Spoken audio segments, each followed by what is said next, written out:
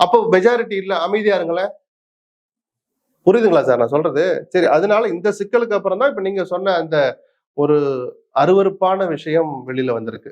திமுகவும் அதிமுகவும் இணைந்து அல்லது அதிமுகவை ஆட்சி அமைக்க அனுமதித்து திமுக வெளியில இருந்து ஆதரவு தரலாமான்னு ஒரு பேச்சு போயிட்டு இருக்கு. நேற்று ஊடகமாக முதலமைச்சரும் திமுக எம்எல்ஏக்கள் கூட்டத்தில் அதை சொல்லியிருக்கிறார். ஒரு முக்கிய முடிவை நிலையான அரசுக்காக, நிலையான அரசா இருக்குங்கிறதுக்கு அதுக்கும் நம்பர் இருக்குமான்றது சில கேள்விகள் இருக்கு. அதே இடதுசாரிகள் விடுதலை சிறுத்தைகளுடைய ஆதரவு அங்கேயும் தேவைப்படுது. என்டிஏ விட்டு முதல்ல அதிமுக வெளியில வரணும். அப்பதான் இடதுசாரிகளை நீங்க கூப்பிடவே முடியும். ஒரு போன் போடவாது முடியும். இங்க வாங்க இது விஷயமா பேசணும்னாலே அதிமுக என்டிஏவில் இருந்து முதல்ல வெளியில வரணும். அதை இன்னைக்கு வரைக்கும் இப்ப வரைக்கும் எடப்பாடி அறிவிக்கல. சரிதானா? சிறுத்தைகளாவது பிஜேபி இருந்த அணிகள் இடம்பெற்றதுதான் திமுகவோட இணைந்து 2001. ஆனா இடதுசாரிகள் இது வரைக்கும் அப்படி ஆனது இல்ல. அவங்க இனிமேலும் வரமாட்டாங்க பிஜேபி இருக்கிற அன்னைக்கு. என்டிஏவில் இருந்து நாங்கள் வெளியேறிட்டோம்னு அதிமுக இது வரைக்கும் சொல்லாத போது கம்யூனிஸ்ட்ல எப்படி லெட்டர் கொடுப்பாங்க எடப்பாடியை முதல்வராக்க?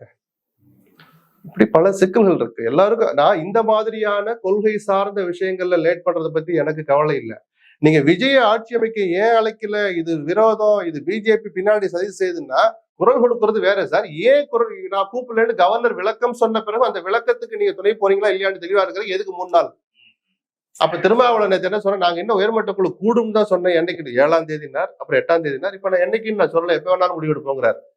இது முழுக்க முழுக்க பேர அரசியலுக்கு தான் வழிவகுக்கும். அவர் பண்றாரா? இடதுசாரிகளும் பார்கெனிங் பண்றாங்கிறீங்களா?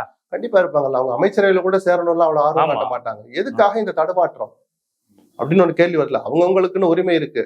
ஒரு எம்எல்ஏவோ 2 எம்எல்ஏவோ நாங்க யாரை ஆதரிக்கணுங்கிறது அவங்களுடைய உரிமை. அரசியல்ல நன்றி, விசுவாசம், தர்மத்துக்குலாம் இடம் கிடையாது. அப்படிலாம் இருந்தா இல்ல திமுகவால ஜெயிச்சோம் நாங்க அவங்க சொல்றதாங்க கேட்போட்டு போயிடலாம். அல்லது அவங்க கிட்ட போய் சண்டை போடலாம். நீங்க என்னங்க இந்த மாதிரி ஒரு முடிவு எடுக்கிறீங்க, எடப்பாடி தானே நீங்க அரசியல் பண்ணீங்க, அந்த எடப்பாடி போய் முதலமைச்சர் ஆக்குறீங்களேன்னு சண்டை போடுற இடம் திமுகவா தான் இருக்கணும். தர்மம் எல்லாம் ஒண்ணு இருந்தா எத்திக்ஸ் படி அதை காங்கிரஸ் தூக்கி எறிஞ்சிட்டு போயாச்சு. காங்கிரஸ் இடதுசாரிகள் நான் பிரிச்சு பேசுவேன். அரசியல்ல தர்மத்துக்கும் நீதிக்கெல்லாம் இடம் கிடையாது, விசுவாசத்துக்கு